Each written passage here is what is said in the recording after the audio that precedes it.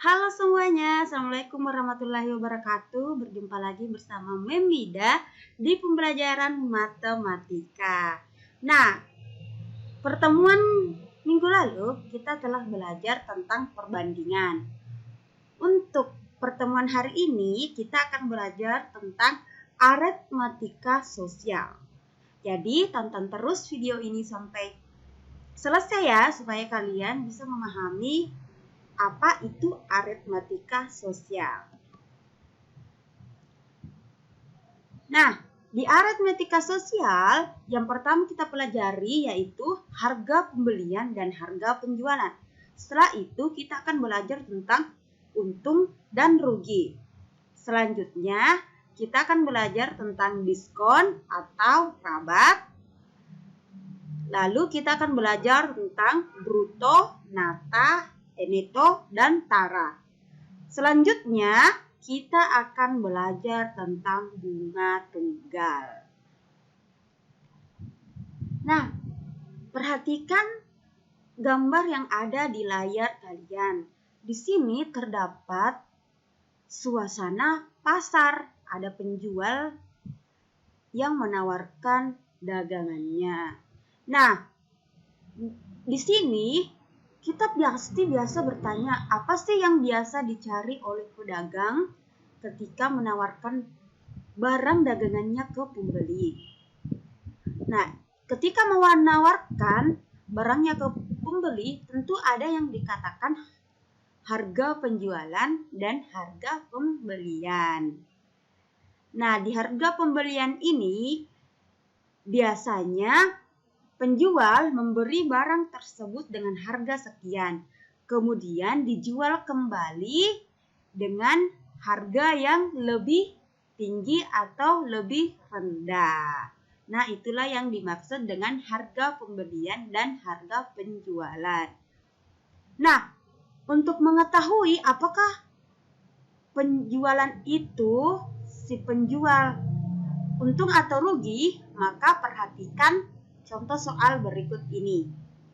Nah, di sini ada Budi yang membeli kaos kaki seharga Rp10.000.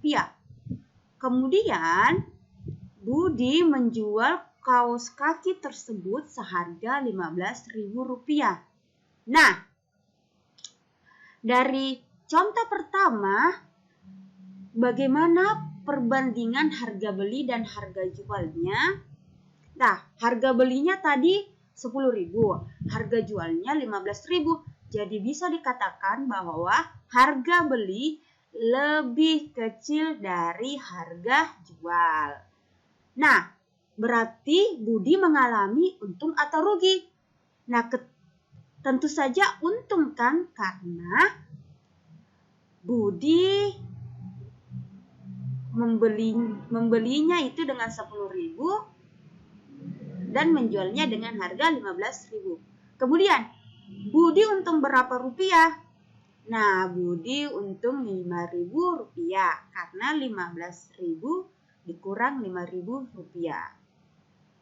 Selanjutnya contoh yang kedua. Di sini ada Ruri. Ruri membeli kaos kaki seharga Rp15.000.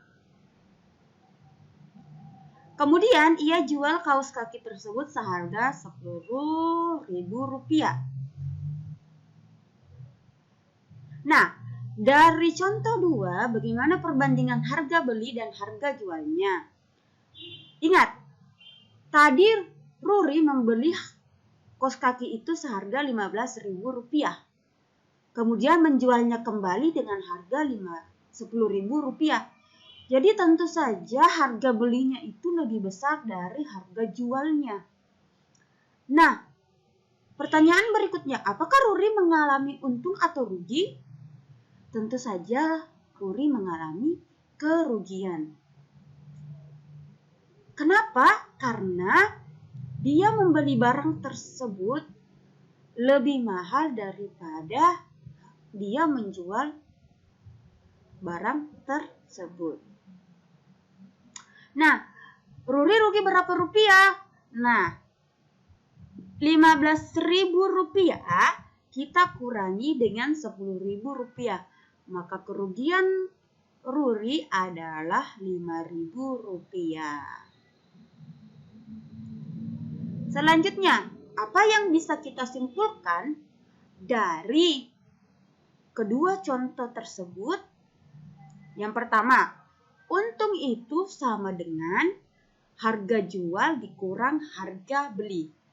Kenapa? Karena penjual akan untung jika harga jualnya lebih besar dari harga belinya. Kemudian rugi. Penjual akan rugi jika harga belinya lebih besar daripada harga jualnya. Makanya harga beli dikurang harga jual itu adalah rugi. Selanjutnya kita masuk pada rabat atau diskon.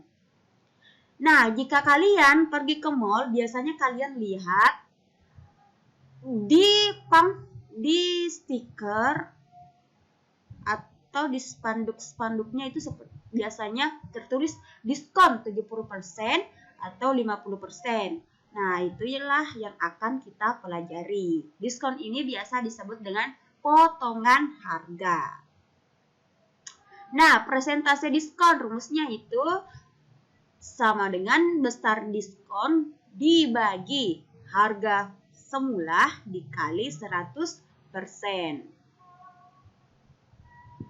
Nah, kita masuk pada contoh. Di sini, Ani membeli tas seharga Rp120.000. Namun dari toko memberikan diskon sebesar 20%. Berapa yang harus Ani bayar? Kita coba selesaikan ya. Di sini, potongan harganya 20% kita kalikan dengan 120.000. Jadi kita masukkan rumusnya, jadi 20% ini kita ubah menjadi 20/100 dikali 120.000 sama dengan hasil penyelesaiannya yaitu 24.000. Jadi yang harus Ani bayar adalah, ingat rumusnya tadi, harga tas semula itu 120.000 dikurang dengan potongan harganya 24.000. Jadi harga yang harus dibayar adalah 96.000. Nah, apa yang bisa kita simpulkan? Pertama, potongan harga sama dengan persen diskon dikali harga awal.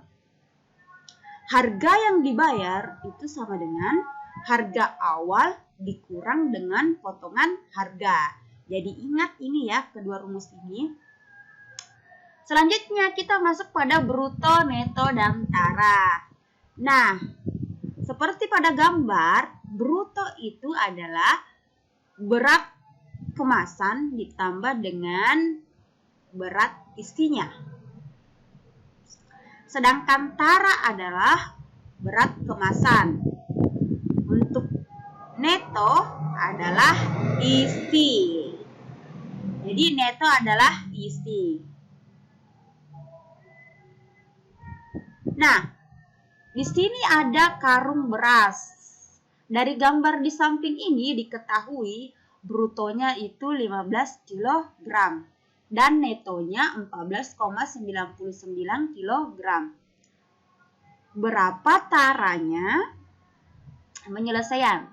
Tara sama dengan 15 kg dikurang 14,99 kg. Jadi sama dengan 0,01 kg. Nah, 0,01 kg ini kita jadikan sebagai gram. Yaitu sama dengan 10 gram. Jadi taranya sebesar 10 gram.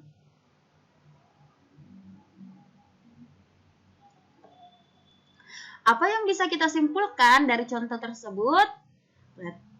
Yang pertama, bruto adalah berat kotor yang terdiri dari berat bersih neto dan berat kemasan tara. Atau bruto sama dengan neto plus tara. Atau neto ditambah tara. Nah, selanjutnya kita masuk pada bunga tunggal. Bunga tunggal biasanya terdapat atau biasa digunakan saat kita menabung di bank. Nah, bila besar uang yang ditabung, mula-mula M, bank memberi bunga tunggal P% per tahun dan menabung T tahun. Maka, bunga selama 1 tahun sama dengan M dikali P%. Untuk bunga selama T tahun, rumusnya itu sama dengan M kali P% kali T. Untuk bunga selama T bulan, itu sama dengan M dikali P per 12% kali T. Jumlah tabungan seluruhnya sama dengan M ditambah bunga. Nah, untuk lebih jelasnya kita masuk pada contoh. Di sini setelah 9 bulan, uang tabungan Susi di bank berjumlah Rp3.815.000. Bank memberikan bunga sebesar 12% per tahun. Berapa tabungan awal Susi di bank? Penyelesaian. 9 bulan itu sama dengan 3/4 tahun. Bunga, rumus bunga itu sama dengan M dikali P% dikali T. Bunga sama dengan M dikali. Bunganya kita masukkan 12% dikali T 3/4. Nah, bunga sama dengan 9M% dikali 9M per 100. Tabungan akhir sama dengan M ditambah bunga. Tabungan akhirnya Rp3.815.000 sama dengan M ditambah 9M per 100. Rp3.815.000 sama dengan 109M per 100. Jadi M sama dengan Rp3.815.000 dikali 100 per 109. Ini pindah ruas ya. Maka sama dengan hasilnya yaitu Rp3.500.000. Jadi tabungan awal Susi di bank adalah Rp3.500.000. Nah, sampai sini dulu materi yang Mem paparkan untuk hari ini. Semoga apa yang Mem paparkan bermanfaat bagi kalian. Jangan lupa tetap menjaga kesehatan, tetap patuhi protokol kesehatan, dan tetap semangat belajar. Sampai jumpa di pertemuan selanjutnya. Assalamualaikum warahmatullahi wabarakatuh. Dadah!